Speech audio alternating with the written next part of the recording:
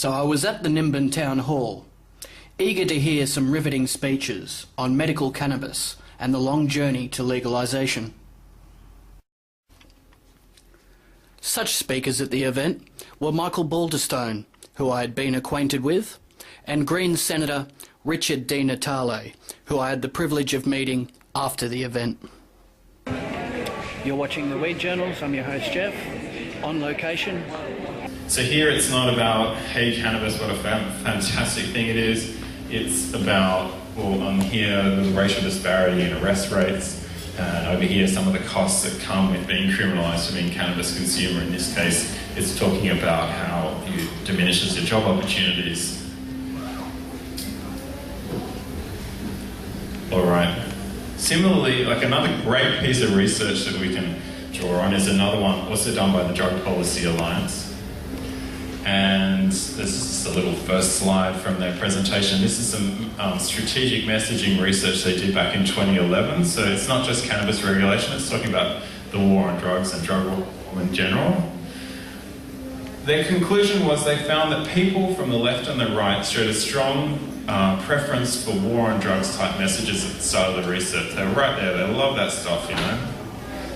But their minds can be changed. If you've got the right combination of messages, you can actually bring people across. So what are those messages? Okay, people don't like linear arguments. They do not want to hear the rational account of why whatever you're proposing is going to be a much better thing for them. What they like are associations of, what are called heuristic cues, knowing that a particular issue is, a particular side in the debate is supported by people like them. That's what they like. Comparing this issue to something else that they also have positive opinions about, that's the kind of stuff they like. Historical messages, people are not so interested in. But new solutions, you know, we can deal with your concerns better kind of stuff, they love that. The idea of evidence-based strategies, reducing harm and addiction, protecting kids and spending money wisely, all those things are messages that people respond positively to. Medicalising the problem, people are not so responsive to. You know, things like we should take this out of the hands of police and put it in the hands of the medical profession doesn't really cut through, at least not in the United States. And they're not interested in protecting liberties, even in the US, where there's such a strong civil liberties tradition. I hear that.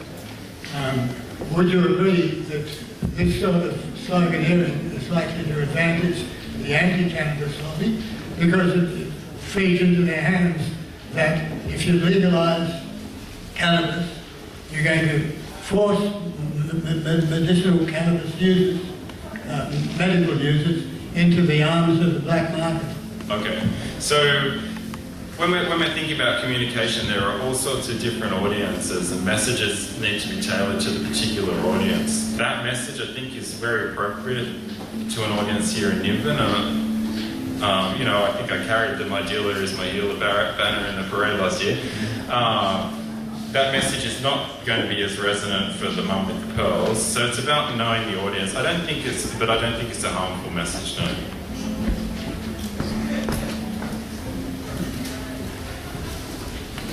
Very good presentation, I really appreciate it. One point I would make in regards to the recreational use is, I think it was 2012 that it passed in Canada, and in Colorado and in Washington, but recognize it was 1996 when medical became legal in California. And I've been doing medical marijuana stuff since 2001, and I've seen a dramatic change in the attitude of the mainstream as we've taken the mystery away. So having the medical come first is helpful in demystifying and demonizing. I mean, I think jumping right to recreational is a bigger step than going medical first and then recreational. What do you think about that? Yeah, I mean, I think the really clear example of that is the Colorado campaign versus the Washington State campaign, where Colorado had this almost like best practice in terms of medical cannabis, a great, highly regulated, well-run medical cannabis system, I suppose. And the recreational cannabis reforms essentially built on that foundation. because people could already see that this was a drug that could be effectively regulated, and so yeah, it made sense. There were shops. Why not let them sell them recreationally? So yeah, I mean, Colorado, and that's why I think Colorado. I mean, they spent between $2 and $3 million on the ballot initiative. In Washington State, it cost about twice as much money, and the messages needed to be different because there wasn't that foundation. So yeah, I mean, absolutely, I agree that it provides a foundation. If people can see this works, the sky doesn't fall, absolutely it helps.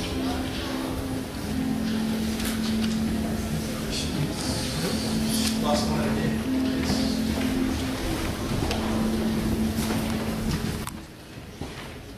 Hi mate. I used to live in Amsterdam in the Netherlands, and statistically what the government did there, it obviously got out of control and then they kind of let it go and then they decriminalised it.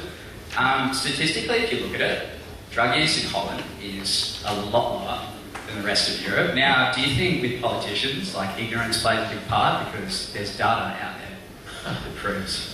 Yeah, I know. So more Australians smoke cannabis than people in the Netherlands, even though they have coffee shops where you can purchase cannabis legally. And there have been multiple research studies that show, there's no correlation between being tough on cannabis, drug consumers, and reduced drug consumption rates.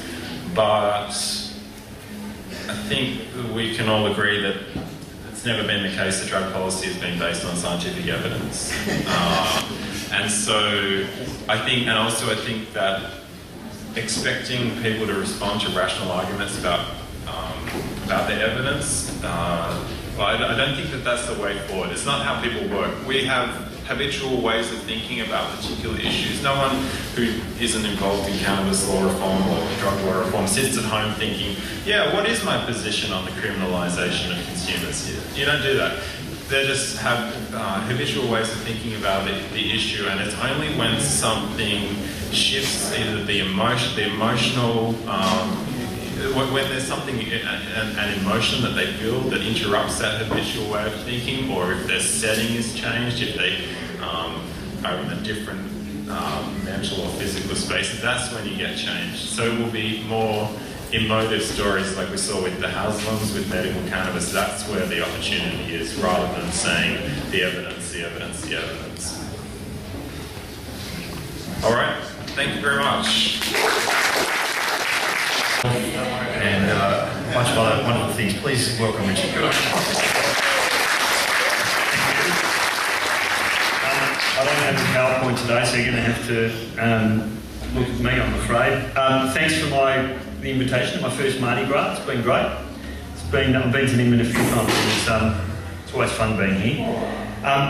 Being a politician and a doctor, I suspect for some of you means I'm the last person that should be talking about this stuff, but I want to talk to you a little bit about my own perspective, how I've come to the issue, and why I think it's an important reform. So, I've always had a very, very strong view that, all drugs have got the potential for harm. I've written lots of scripts for lots of dangerous drugs. I'm taking drugs right now. I've had a couple of coffees. I've got a bad knee, and I've got some Voltaren for my dicky knee. I mean, all drugs have got the potential for harm and for benefit. But the bottom line is that the way we are approaching illicit drugs is that we are creating more harm than we're preventing. We have a range of drug laws in this country that mean that rather than keeping people safe, we are increasing harm, and that's the antithesis of good public policy. So I've always been very, very committed to the issue. It's something that I want to try and change in the federal parliament. We've gone backwards in this area. I was just saying earlier, it was 1999 that we were having a debate about whether we'd have heroin trials rolled out across the country. We had heroin trials lined up, ready to go, very strong popular support. We had every state government in the country behind them. We had the opposition at the time behind them, the opposition leader in Kim Beazley supporting it. And the only reason we don't have heroin trials up and running now is because the Prime Minister at the time, John Howard, decided that they wouldn't happen. In the 1999 state election in my home state of Victoria, there was a opposition at the time, the Labor opposition, went to the election promising to introduce half a dozen safe injecting rooms. They didn't expect to be elected, they were elected, and they basically retreated on that policy because they got a bit of a backlash. So there was a time when we were able to talk about these issues, that we were leading the world in some areas, and I just think we've gone backwards. And one of the things that I've got the opportunity to do in the federal parliament is to try and change the way we talk about illicit drugs. There are lots of areas that I think we do need to change. I mean, you heard about saliva testing, and just again been talking to a few people about that. Huge issues in regards to that. The sniffer dog campaign, where again we're creating more harm than we're trying to prevent. There's the way we deal with new and emerging synthetic substances. Big issues there, and I've been fighting a lone battle in the federal parliament to have a much more rational approach, something like what's going on in New Zealand in terms of ensuring that people are able to put an application in and demonstrate that something's safe, and if it is safe or of low harm, then it should be made available for use. But there's an issue of medicinal cannabis that I've been most active on at the moment. I want to talk to you a little bit about why I've taken that on and some of the progress that we're making in that area, and I think we're making very good progress. First thing to say is that medicinal cannabis is a very effective treatment for some conditions. The evidence is now very, very clear for chemotherapy. If you've got nausea secondary to chemotherapy as a second-line agent, lots and lots and lots of very, very good studies that demonstrate it's an effective treatment. Some forms of pain, we know it's effective for other conditions like muscle spasms in multiple sclerosis.